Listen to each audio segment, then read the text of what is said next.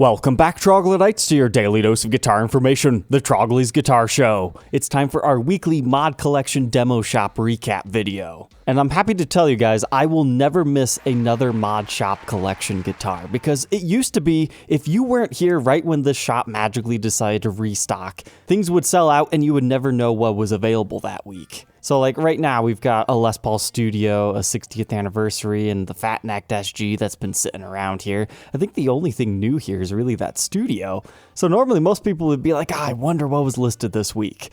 Well, I had a viewer of the show who builds websites reach out to me, and he thought there would be a spot on Gibson's website that would archive them all. And ladies and gentlemen, my goodness, it has been this simple the entire time. Go to the mod shop page, /sold. Here they are, every single one that has ever been sold. It wouldn't surprise me if Gibson now links this somewhere on the main page now that everybody knows it's there.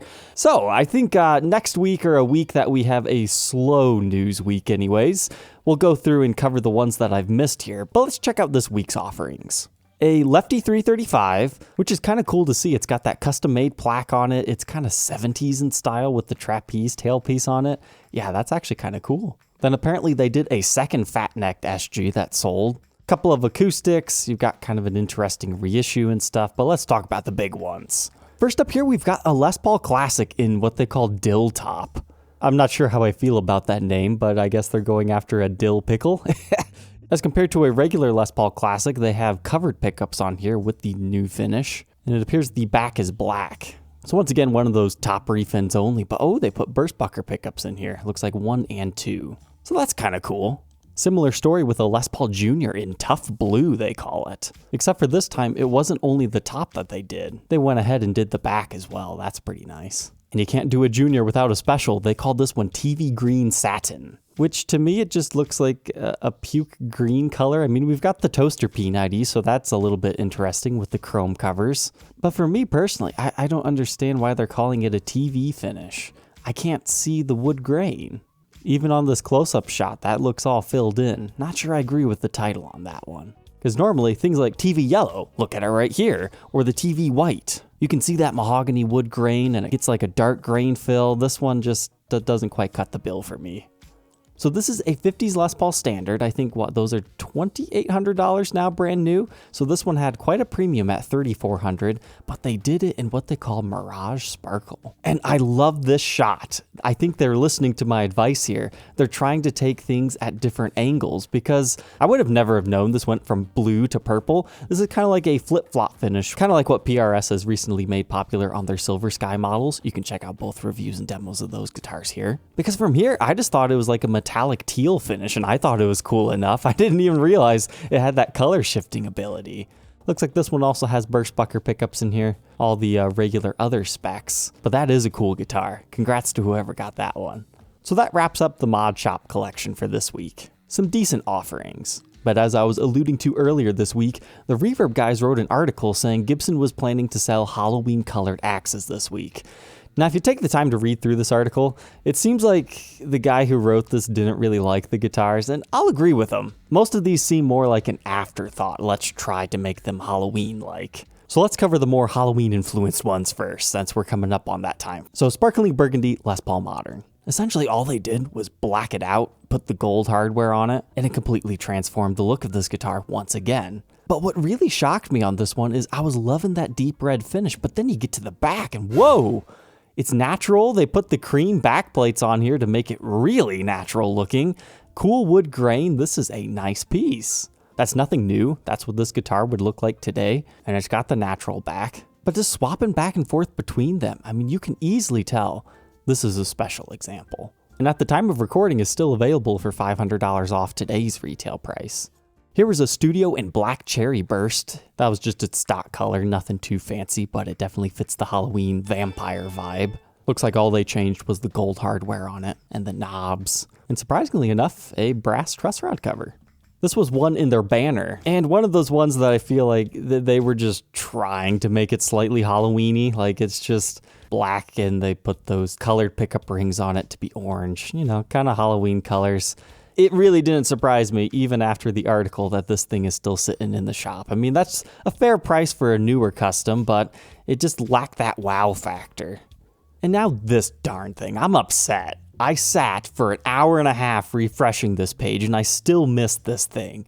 I hate this guitar. It looks so terrible, but at the same time, it looks so bad I have to love it. Like the finish, Emerald Mist Metallic, it looks nice. I like green guitars, but the fact that they put one of those Nighthawk pickups in here that is slanted the opposite direction of the bridge, it just looks so goofy. I wanted to document this thing so bad. But unfortunately, the fruits of my refreshing labor have not paid off. But at the end of the day, I don't think I'm that sad about it. So I flip it over to the back. They only refinished the body, but the fact that this has a black neck is really cool. And I like the black backplate. It kind of matches right there. And you could also say, hey, that black pickup also matches. Oh, okay, yeah. I just feel like this would not be as good as a regular Junior, because typically Juniors, they'll have one P90 or you can route them out for a humbucker, but then you have all this space to pick and there's a liberating feeling to a one pickup guitar. I mean, check out any of my reviews of those guitars, such as the Mummy that we just recently documented. This one, the pickup has been moved so much, it really cuts down on that effect. But as I was scrolling through these photos after it had sold, I was like, okay, there's a ding right there. And I was like, oh no, that's not a ding. That's left over from the previous pick guard. And then we get down here. Ooh, the witness lines of the filling in of the P90 route. And more pick guards. That is ugly. So this was a cool experimental idea, right? It's not going to be for everybody. They can't make a whole ton of these. But it would have been fun to check out. But all those witness lines showing. If I was going to modify a guitar and did not want any witness lines, what I would do is I would just put a paper-thin veneer over the entire top. That way, the witness lines, they have no chance of showing because you essentially have a new top right there. And as long as you're refinishing the guitar, it really shouldn't add any additional height to anything because the veneers are so thin, you don't even have to worry about it being figured. Now, you might get a witness line showing on the edge right here. We'll see that on a PRS guitar here in a couple of days that I'll review. But I would rather have like a witness line showing around the entire thing that kind of looks like a faux binding or pinstriping effect rather than this. But as the Gibson employee's way of saying, I'm sorry, it didn't turn out as best as I thought it could. Look what case they gave you, a custom shop lift-in? They've got to be kidding. It really wouldn't surprise me if they accidentally uploaded the wrong photo, but if this person got for $13.99 one of those cases, which is worth like $300 on its own, especially if it's the proper fitting non-top car version that juniors and specials need, and you got the custom color and everything under retail price, that was a steal. They could have easily got $18.99 for that guitar, despite being weird. At the same time, I missed another 7-string. I'm not that sad about this one. It's another one they probably could have got maybe a little bit more for it, but I feel like they're pricing their 7 strings much more appropriately. It doesn't look like they did much to modify this one, except for maybe black out the hardware. They're saying it's a custom finish. Satin ebony, what? Why? That guitar initially had a gloss finish, so there must have been something wrong with the finish that they had to take it off and then they satined it out. Yeah, I can't say I'm too sad that I missed out on that one. Another one within their Halloween theme was the Metal Pumpkin. I like that title, Metal Pumpkin, okay. So it's a metallic flake pumpkin-like guitar that they blacked out. It's just one of their tribute guitars. This one's a 60s tribute. These are actually really nice guitars. This is an older one, yeah, from 2016. So it's cool if you could get it in a custom finish. But this caramel burst, awesome. If you want a really cool Halloween vibe ES335, this was it. I'm tempted to say this is one of the best ones released this week out of every custom finish even, because it's a nice burst. It's got the right kind of top to pull off this color. I love the ambered out knobs, the black switch tip, the blacked out pickups. Even the rosewood board on this works really well because this is like the pumpkin and then this is the stem. Imagine if they would have went as far as like giving it a green colored headstock.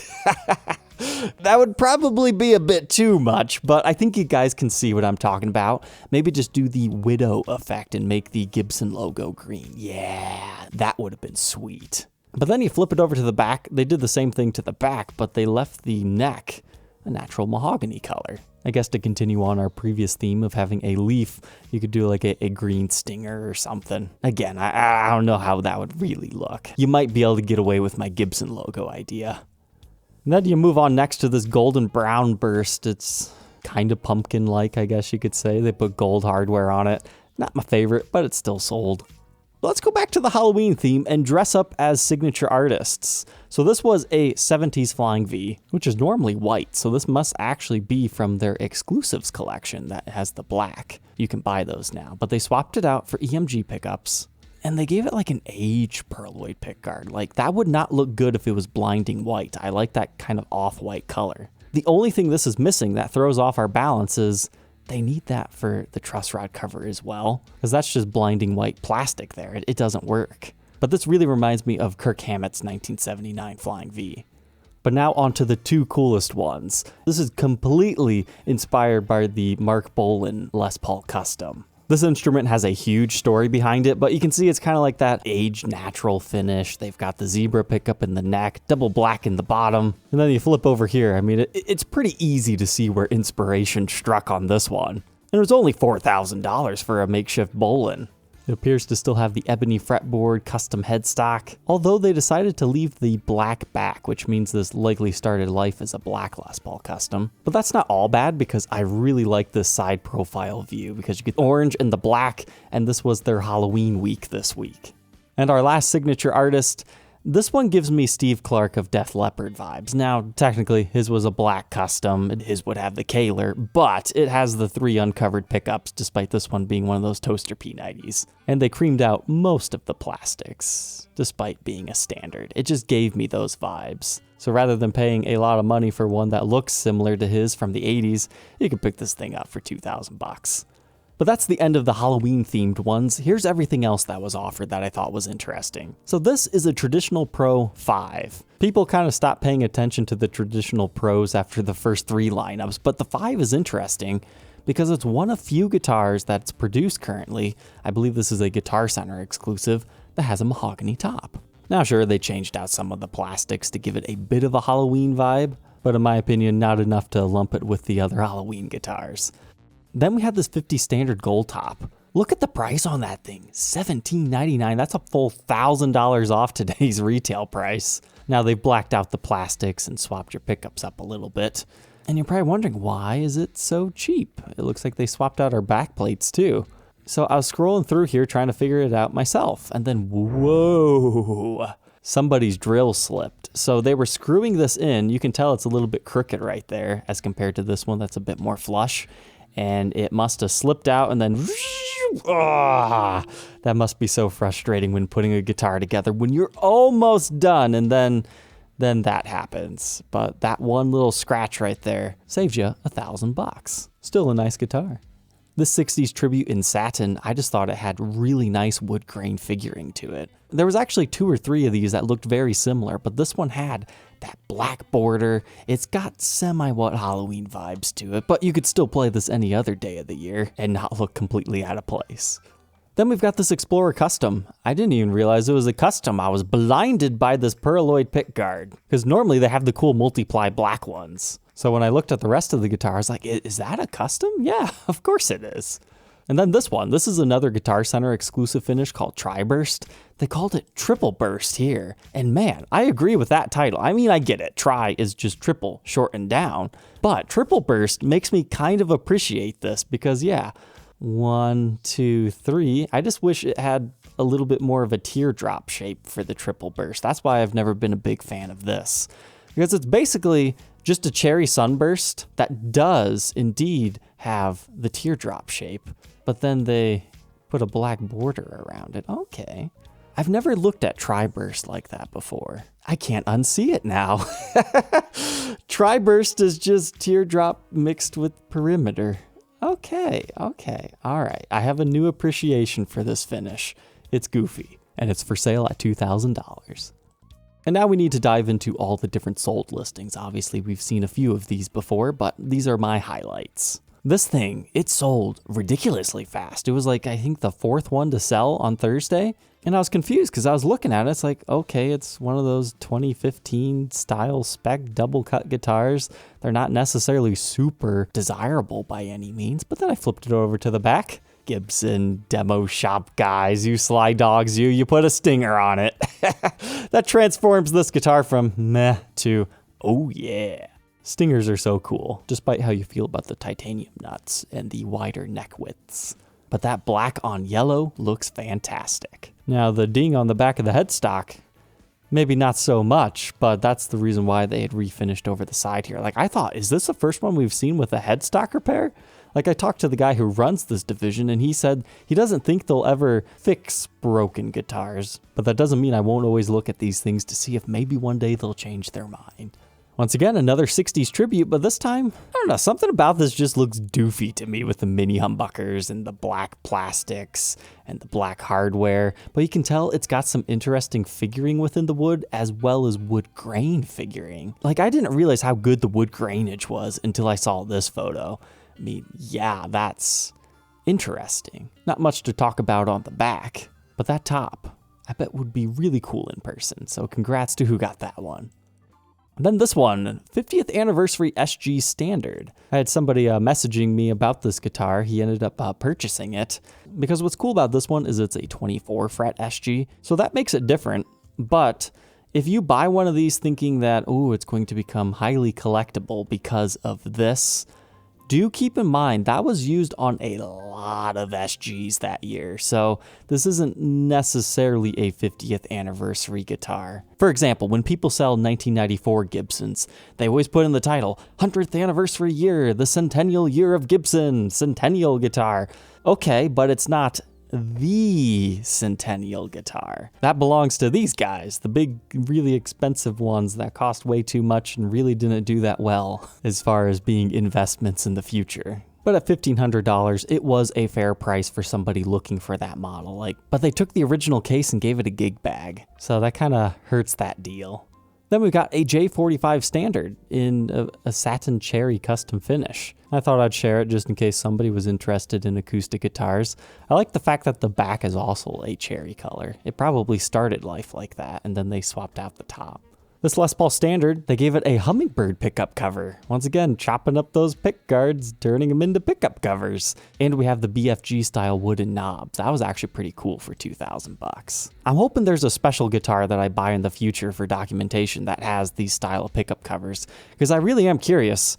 Are they just chopping up pick guards, or is that something different, like a screen printed element? And then this one I feel like we've seen before, bronze metallic. I think last time they called it chocolate, and I'm sure it's a slightly different finish. This would probably look better in person than it does in the stock photos. You can definitely tell that's a cool metallic nature to that finish. It just needs that camera angle from right here looking onto it like that last one. All right, troglodytes, I hope you enjoyed the recap this week. Don't forget to like, comment, and subscribe, and we will catch you tomorrow on the next episode. Take care.